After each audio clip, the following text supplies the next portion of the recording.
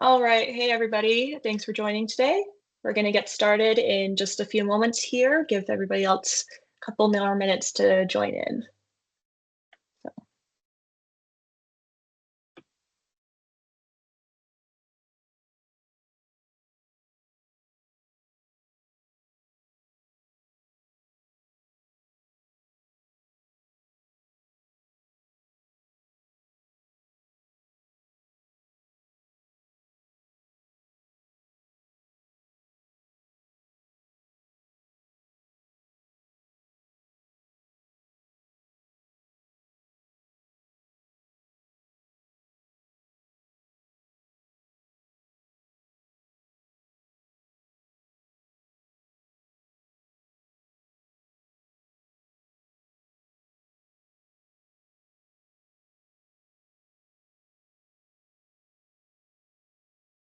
Okay. Just another minute here, so 3:02. Then we'll get going. Or, sorry, 1:02. I'm in Eastern time.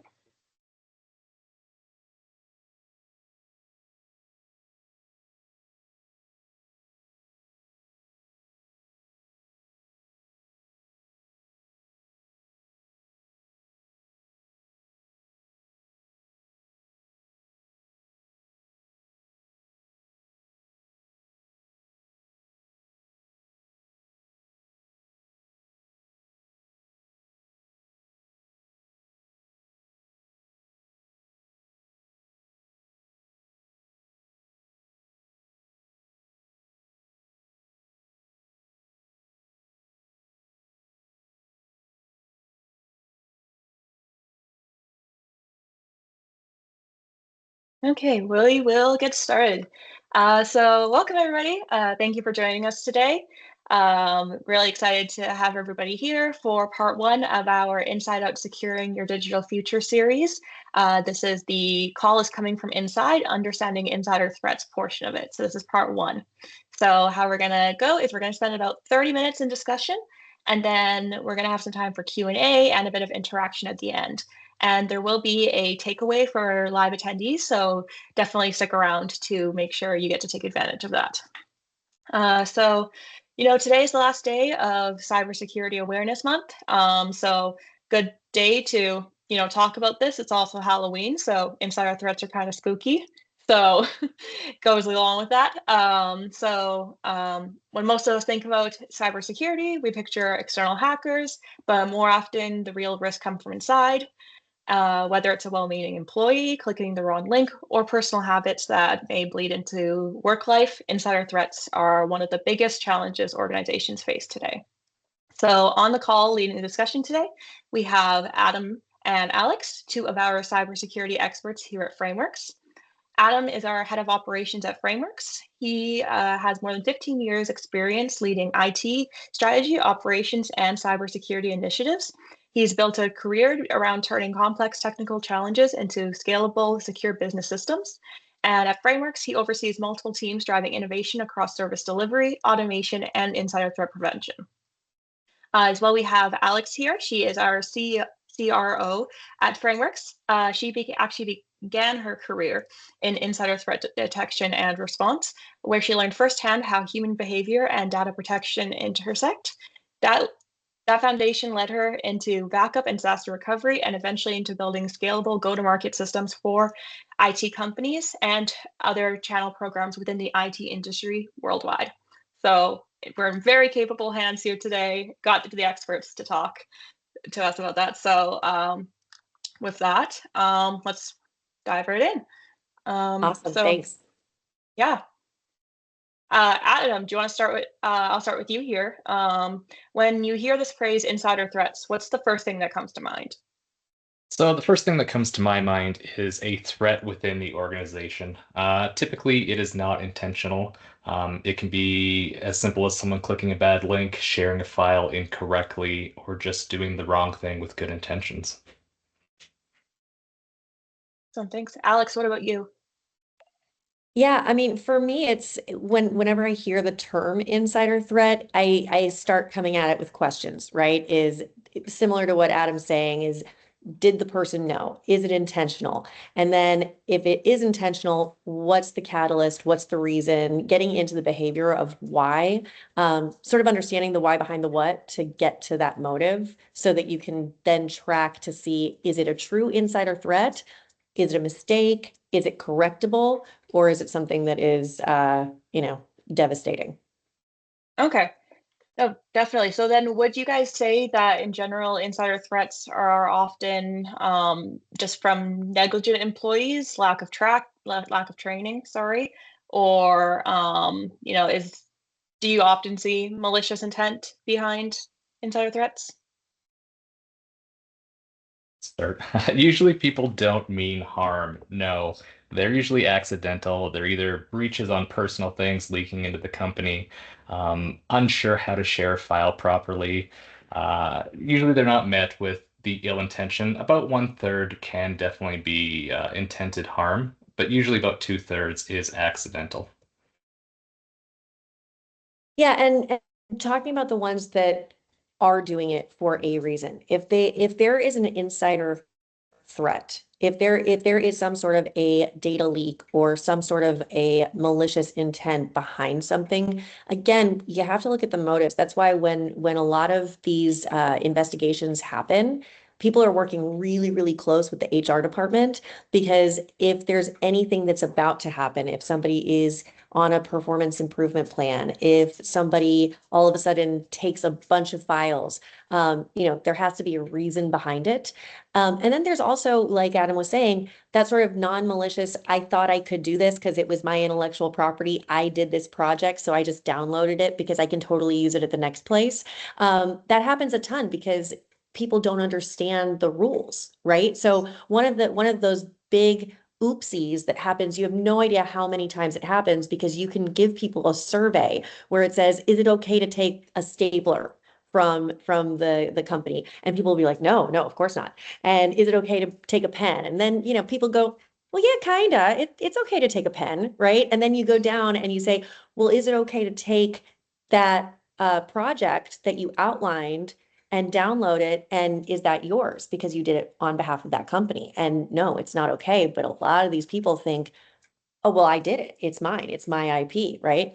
Now nothing is preventing somebody from remembering what they do and using that for ongoing practice moving forward.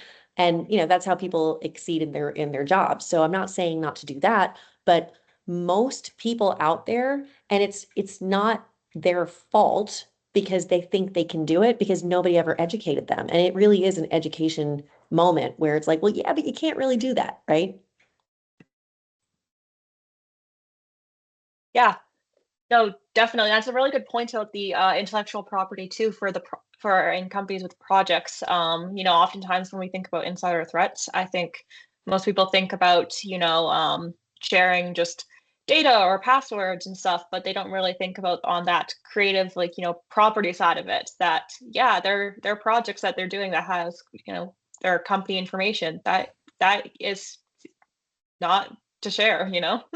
Right. It's proprietary data and they cannot share that, period. Another issue is when you've got a good sales team. No sales team stays the same for very long. If you've got a really solid sales team, chances are people are rotating out because you've got like a C or a B team, and then you're going to start moving into the A team. And so, the cream rises to the top.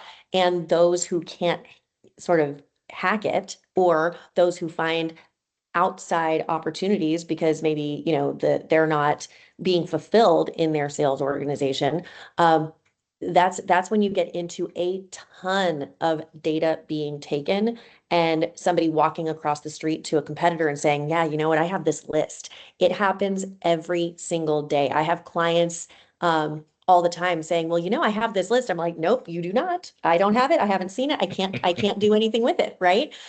Because you cannot take a list from another company and walk across the street with it. It happens so much, and then it puts the new company at a huge liability. It puts the ex-employee at a huge liability, and it can put an organization out of business when that data is taken, like literally out of business. So Yeah, so that definitely brings me to my next slide here, which is this happens to a lot of organizations. According to an IBM statistic, 83% of organizations reported insider attacks in 2024. So obviously, this is a huge issue. And so, there's no way to solve it but education. So why is it important for organizations to talk about insider threats without creating a culture of fear? So the big reason to do it without creating the culture of fear, as Alex mentioned, HR, if you create the fear around it without having transparency, people will hide the things they do. They will click a malicious link and tell no one. They will, forget to send a file the proper way, and at 8 o'clock at night, they're going to have it at their house, and they'll send a weird Dropbox link, and immediately that file is now public property because they've shared it incorrectly. The goal is to educate and not accuse people. We're all humans. We've all grown up during different times, different amounts of technology. We all have different levels of how much we know about the world and technology and how it can be interacted with. So the goal is to, assume at the beginning everyone knows nothing, educate them with everything, and overall make your company stronger by doing that. Yeah, and I think it's funny because I'm going to add to it and I'm going to challenge it a little bit, Adam. So as we do. So I don't know if you all know, but Adam and I get along not at all. So he and I are going to go back and forth on this. So the only issue that I see there is that it's not just about the people not knowing and putting us in an educator's position. I think a lot of it has to do with proper processes and creating a culture of understanding that if the company goes down, you don't have a job. So it's one of those conversations where it's sort of like, well, and Cal, I think you and I, when we were prepping, I was teasing where, you don't want to say snitches get stitches, right? You don't want that culture, but you do want the culture of, if you see something, say something, right? Like if you see that there's a threat to the organization, feel confident in the fact that you are working on the best interest of the company, which is also working in the best interest of you, because that's who pays your bills. That's who gets your families back.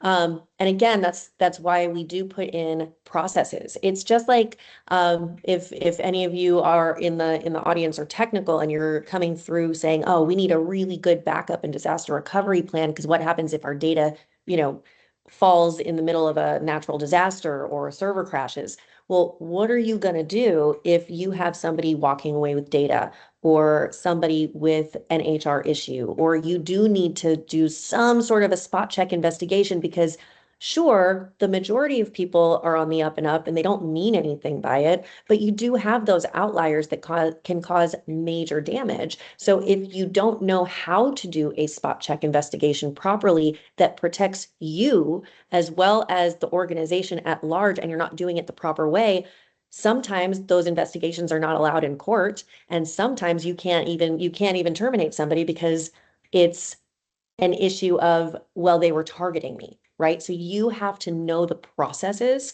in order to monitor and to understand if somebody is doing something that they shouldn't be doing. It ends up being more about psychology and then processes and SOPs. And then you got to lean on the atoms of the world to handle the tech to actually make it run and work. So I'm just clarifying, little clarification. No, I think Alex makes a really good point. Kind of step one is the company ensuring that they're only sharing the information that they truly do want shared. We've all worked in companies, and you can't log into a file server and see every person's payroll on day one. That is not how it works. So step one is making sure that step one is then making sure they're not sharing it. And step two, if you see it, like Alex said, say something. It's obviously a mistake. There's always certain things that are above people's pay grades, and it's a mistake. And if you see it and you shouldn't, there's other people as well that can probably see it. No, exactly. Um, so in that case, then, like, how can companies strike a healthy balance between, trust versus security? Yeah. Do you want to jump into it first? No, you're doing it, but that's a good one. I was just But going to keep that's leveraging. hard. Like a lot of people don't get it. This is exactly what all companies like struggle with. Okay, I'm shutting up. Adam, you go. I'm going to keep leveraging what I was just saying. Least privilege is a term that is used. It is ensuring that everyone has the least amount of privileges to do their job to 100%. They need to have access to every file, every program, every tool that they need, and nothing to everything that they don't. That is the biggest one. That is just, stopping the potential leak, whether it be accidental or purposeful, before it can even happen. If they don't have access to it, they can't leak it. Another big one, is doing the training, training the users to not click, phishing emails. In the world of AI, phishing emails in the last 2 or 3 years have gotten 100 times better. It's no longer as broken English as it was, or misspelled words, or characters incorrect. Now it is a well thought out written email. They're getting scarier day by day, and training users to not click those is hugely important. And then Yes. monitoring. Go for it. No, no, no. Just I'm saying yes. That's Uh, it's huge. I mean, there's so many times that I've seen somebody go, "Man, should I get that gift card for my boss? That's a weird request, but yeah, okay." And I'm like, "No, it's no." Two more points I'm going to make. Monitoring, companies have the ability to monitor. I'll let Alex speak on this one more, but monitoring what actions are done is huge. And the fourth one is a strong offboarding process. When a user leaves the company, all of their accounts need to be disabled. Every last one. That is the one of the biggest open holes in most companies. Yeah, I actually worked for a company a few years back and the offboarding process wasn't completed correctly. So I ended up actually staying logged into all of their social media accounts. And my permissions were never removed. So obviously, after a month realizing this, I removed myself because I don't need to be there anymore. But yeah, that's huge. If I was, uh disgruntled employee, I have access to all of their social media accounts, and that's scary. Yeah, and So, that's a best case scenario because you still were accessing yeah, it through your own stuff. Imagine an account that wasn't touched for 10 years, and every time a security flaw comes out, a password gets compromised, that account is just sitting there. yeah, So it might not happen today. It will eventually happen though. Yeah, absolutely. The thing that I always would say to people is I mean, you've all heard trust but verify, right? So when people work in an organization, they do not have, and this is gonna sound very American, and I know it, but they do not have any right to privacy in their organization's environment. And that is something that people are really uncomfortable with because everybody wants to have that privacy and that layer and that veil. And on your personal phone, off of your network, absolutely, it's yours. Do what you're going to do on it.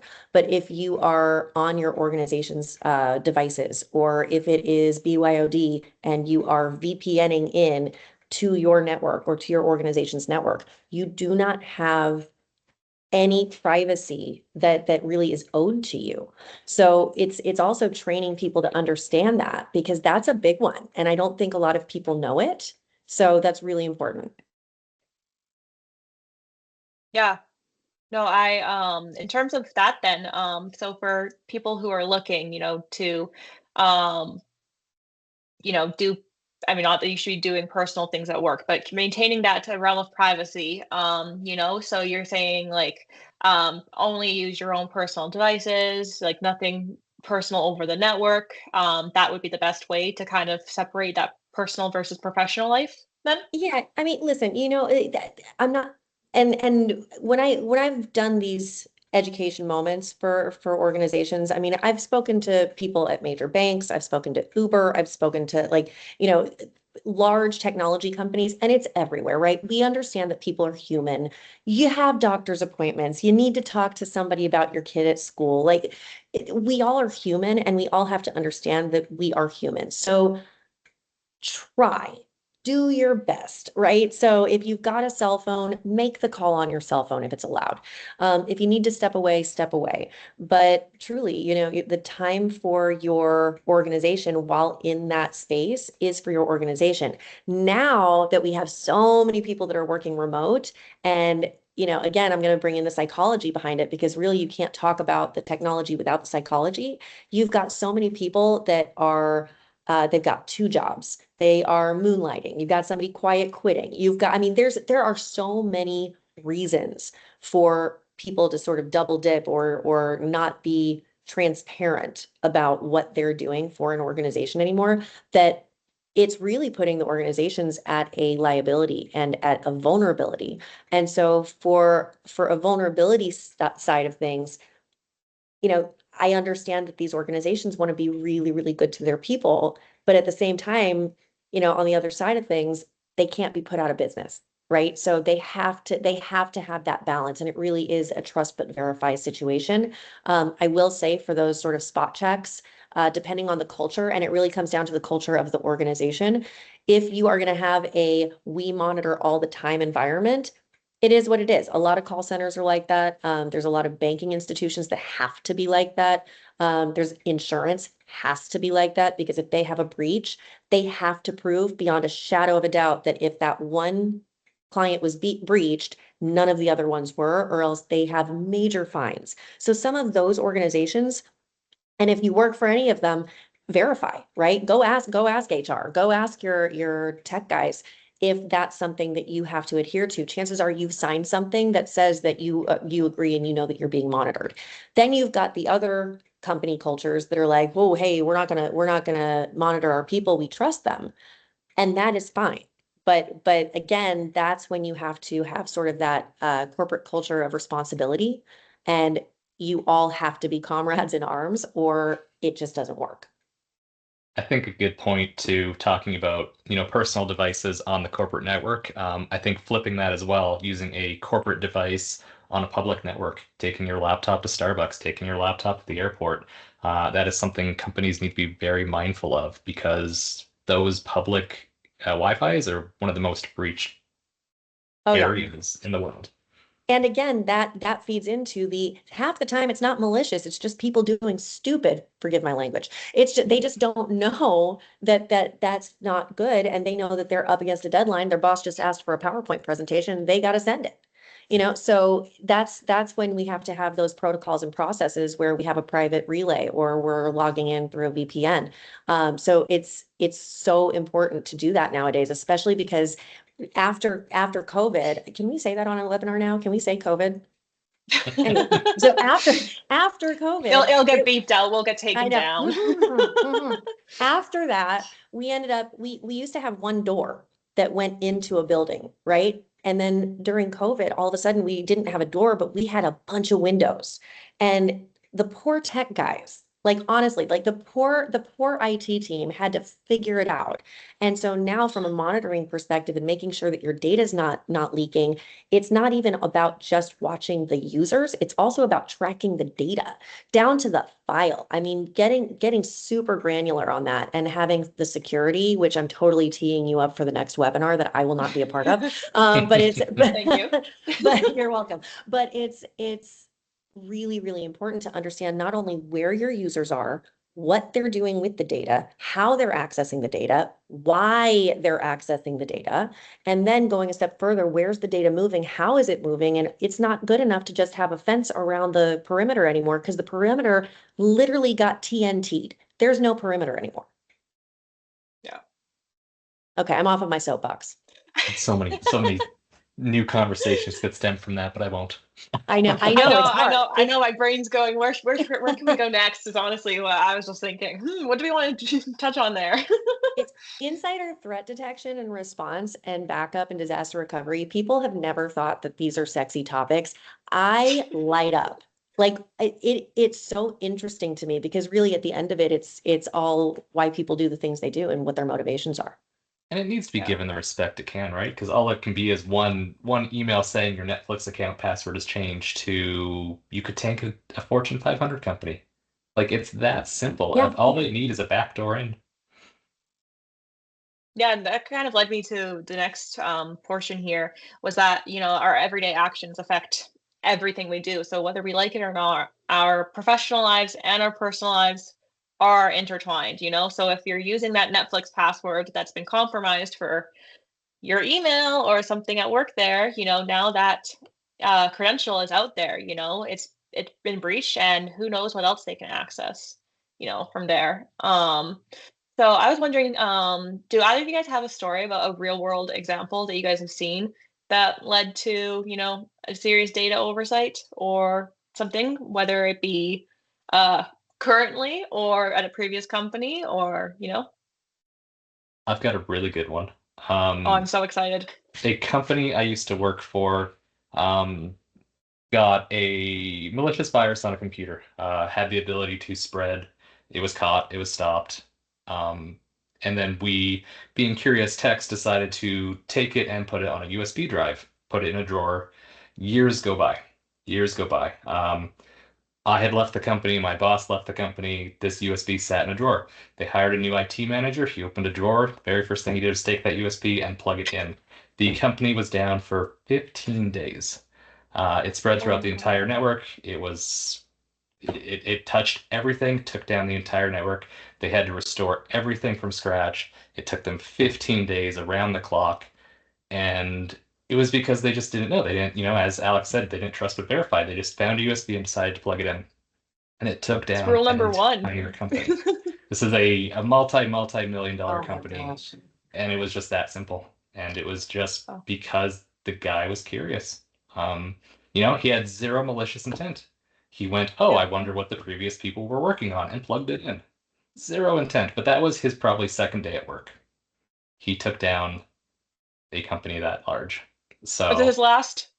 Was that, yeah, I was about to say, that was his last day too? no, No? he's Aw, he they survived were for a few nice. years. So Good for him. obviously me being recently removed from the company, I had many people still working there. I got all the stories, and it hurt my heart, for Aw. something that I had built up for so many years, and they just plugged it in and it all collapsed. So, but like I said, zero malicious intent. He had no, like, he was an eager go-getter person ready to start his new career, and he, you know, bombed the company, for lack of better words. So, Poor Oh God. guy. Poor guy. Yeah. Well, yeah, I don't know if I can so the non-malicious intent one is it's so funny. I don't typically remember the oopsies. I remember the malicious intent ones because those are the ones that I was more involved with. Um but it did stem from everyday actions actually. There was one where there was a three-letter organization that had employed a gentleman and he was very irate that he was no longer employed and he ended up taking an operative's computer. Um, he actually, I don't know if it was alleged, right? I don't know if it was a mistake or if he just thought it was the same one, right? But anyways, they were able to track it and luckily, they did have tools in place. They did trust but verify. And he started downloading some very, very, very, very sensitive data that could have basically derailed a bunch of different investigations all at the same time. And they were able to remotely wipe his entire laptop and shut it down. So that was one of those like moments when we Thank when God. we figured it out. Yeah, yeah, yeah. It was one of those where it was like pins and needles, like, oh my gosh, did they catch it on time? But that one, yeah, they were able to catch that one. But again, it was because they did the proper planning and they Yeah. had a culture that was a culture of trust but verify. And they upset a guy. He left. He took the computer with him because they owed him, and he started downloading things that he probably shouldn't have. And yeah, it ended up being okay in the long run. Yeah. uh, on the same note, and tell me if we don't have time. This is a well-known story on the internet. It's nothing to do with me, but there was a gentleman that he was running IT, and he had a script every 30 days that would wipe out every server in the company, everything in the company, and he would essentially put in a keyword every 7 days to prevent that. That was his what he felt. He thought that he built the company, so he should retain it. And he was let go. 30 days later, the entire company was erased. They obviously tracked it back to him, and he was held liable for hundreds of millions of dollars. It was a very long court case. This is something you can Google. It's very out there. Now let me ask you a question, because I did another webinar that we this was years ago, and a buddy of mine was doing the marketing at the time, Ezra Charm. So I'm giving him a shout out because it was a clever webinar title. It was "Don't Get Snowed In" by by insider threat. But the one thing that I had found out was that those types of situations happen so often. And my question is, did they have a good backup and disaster recovery plan? Did they have redundancy? Were they okay? They did. They did have immutable backups Okay, that all right, there we remained, go. but it was not a quick thing. Yeah, It no, was that would be, yeah. And also, this is just a statistic because I've said it a million times and I just know it, but I don't know if everybody on this webinar knows that it takes roughly 7 months to actually identify the origination of a breach. So if your data is wiped for whatever reason, whether it's malicious or not, or just a natural disaster, or if there's any sort of ransomware or anything, it can take up to 7 months to figure out where it originated from, typically. And that's not even speaking on the money of it. Yeah, exactly. It's By then the an person could be average for a long reason. gone. Yeah, they're long gone. They've done the damage. And, for mom and pop shops or small businesses, SMBs, you're out of business. Yeah. Okay, well, awesome, Not to guys. be doom and gloom. No, no, this is about how we protect ourselves here. So this isn't doom and gloom, This is we're educating, we're learning, So in terms of that, then, just I know we're just over at the end of the time that we planned here, but do you have any last minute tips for organizations out there who are going down this path and just starting, like, things they can do now to start bettering their security?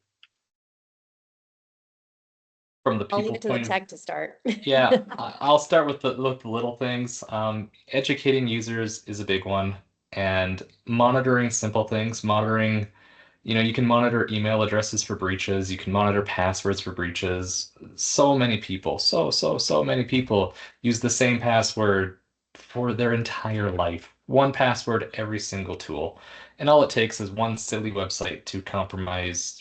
Even if you've built a very strong company, if they have the password, it doesn't matter. So monitoring, you don't have to necessarily monitor everything, but even just start monitoring something is huge. And educating users, even just telling them, hey, maybe don't use your same password for Netflix as you do for a corporate VPN is huge. And MFA, if you can get MFA in your business, that at least creates another tier of a wall. So those are my small suggestions. Yeah, I agree with all of those. The one thing that I would do, if you're a business owner, or if you're head of HR, or if you're a director of IT, or in that planning role and the strategy role, I would suggest before the end of the year, if you don't have a plan and a process together, and you have not decided what your company culture is when it comes to this, now's the time to figure it out, right? It's so important to understand not only what you do and the process and what you want your users to do, but also what's your corporate culture? Is it going to be, I'm monitoring all the time? I mean, for me, that would be exhausting. I would not like to do it. It doesn't rub me the right way, but at the same time, I'm one of the biggest proponents of having some sort of a plan. So you have the processes, the procedures. If you have to do an investigation, you do it. You monitor the metrics, you see where it starts fluctuating so you can be data driven and make proper decisions on when to start paying attention, right? And then also having that understanding of, what do you do? Do you have redundancy? Do you have a mutable backup? Can you watch without interfering? And are you going to have the culture of, your comrades at arms, right? Are you going to have that culture where you've got people that are getting your back as business owners versus, putting people on edge? right? So it's a dance that you have to do, and you have to determine what that is for you. And there's no right answer. I've seen large organizations do both. Awesome. All right. Well, thank you guys so much. This is a really great conversation for breaking down insider threats, what they look like, and I think the biggest takeaway from today is that cybersecurity isn't just an IT issue. It's a people issue. Not intentionally, but most people out there have good intentions, but sometimes things go wary. So with that, if anybody has any questions that they'd like to put in the chat there, then we do have a few minutes for that. Um, so I'll just give it a minute there. But yeah, as well, we are offering a free dark web scan to anybody who is on the in attendance right now. So I'm gonna go and drop that link there in the chat. If you go, oh, there we go. We have a question from Adam. Utilizing UEBA tools for monitoring, do you recommend different baselines for privileged users or those with access to critical applications? I'll let you guys take it. Adam, you want that one or you want me? Oh, you're muted. Sorry, thank you. So different access profiles are definitely a big one. Having your working profile be different than your elevated profile, keeping them separate, keeping with a different password is a big one. That way your working profile that you're logging into constantly isn't the one with the elevated permissions. Behavior matters a lot. Understanding your normal patterns for each role. And think of it as two hats. When do you take off one hat? When do you put on the other hat? I think is kind of the biggest first step for that one. Yeah, and there's also, think of it in terms of the way you would assign privileges for, anybody, right? Like even just as simple as Active Directory, you've got your privileges that you're allowing based on permission-based access and granting access. Same thing, you're going to look for things based on behavior. You're going to look for things based on common practices inside of a sales team is not going to do the same thing as an ops team, and they're not going to access certain data in those ways. So what you can do, which is really cool, with any of these tools, is if somebody starts exhibiting access to certain documents and files, even without UEBA, you can actually have notifications going like, hey, this is out of the norm. This is not something that this person would typically do. And it may be something where you just have to cross-reference with their manager. Hey, are they working on a project? Is there a reason why they're accessing this? Or conversely, you have those different permissions and you have those different profiles set up based on role. Super helpful. There's also tools you can use for when non-humans are doing the same type of thing, right? Yes. If Ooh, Microsoft is trying to run a PowerShell that goes outside of its intended realm, the term is ring fencing, right? Even programs go, things are impersonating programs, and most programs have elevated permissions because they need to do a certain task. But when they start doing the task that is not that certain task, it is concerning. Yeah. Oh man, if we got into AI with this, I'm not going to do it, but like we could open that can of worms. It would be crazy. So it's a 4-hour webinar at the minimum. Yeah, it just turned into a huge webinar. Yeah. Next series idea. So Adam had a follow-up question to that. In your experience, has monitoring employee social media for red flags of either information oversharing or malicious intent shown value? Most won't read an acceptable use policy. Alex, you're probably good at taking this one. Okay, all right. So you're walking a fine line here. Technically, what people do outside of work is their own business. However, if there is, and this is, you'll have to check based on your country because I don't know where you are. But if somebody is representing an organization on, say, LinkedIn, right? They can't do certain things, they can't say certain things if it is in the acceptable use policy. So you have to be very, very clear on what is acceptable, what is not. And in the terms of their employment, again, decide on the company culture that you want to permeate, right? If you decide that this is outside of acceptable use, then that's okay, right? Perfect example, schools. If teachers represent themselves in a way that is outside of the acceptable use policy, I may not agree with it, but if they say something on social media, it can be monitored and it can be held against them. They can be terminated based on that acceptable use policy. So it is done, but it is done, I would say, proceed with caution and make sure that you are not only checking with HR, but you're checking with your lawyers. And also any regulations that are around based on country. I know that in Europe and in EMEA, nope, can't do it. I know in America, we can get a little bit more tight with it. And then in Canada, you've got a little bit more wiggle room as well. Awesome. All right. Okay, well, in that case then, thank you guys, and I will paste this link into the chat here. This link, fill out the form with your organization, and then your organization's URL address. This link, we're going to do a dark web scan on the URL that's provided, and you're going to get that report back by end of day on Monday. And yeah, thank you so much for attending this. And as well, if you scan the QR code, that does go to the registration for parts 2 and 3 of our series, which are on November 7th and 14th. Part 2 will be on data security, and part 3 will be on cloud hosting. So enjoy your guys' weekends and stay safe if you're going out for Halloween. And yeah, hey, thanks, guys. Thanks, guys. Thank you. Take care.